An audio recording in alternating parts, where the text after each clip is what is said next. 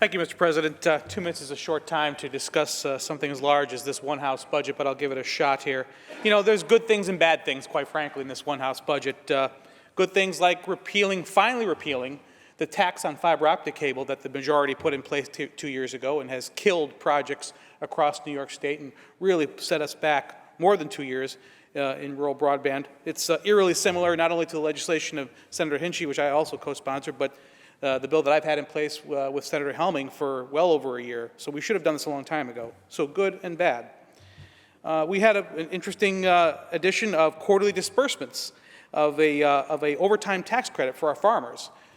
But the problem is we actually don't even know what this program is going to be, what it's going to require. So the good part is, yes, quarterly would be great. The bad part is we have no idea what strings will be attached to that. And finally, we are continuing to ignore the $9.3 billion deficit we have in our unemployment insurance fund. 32 other states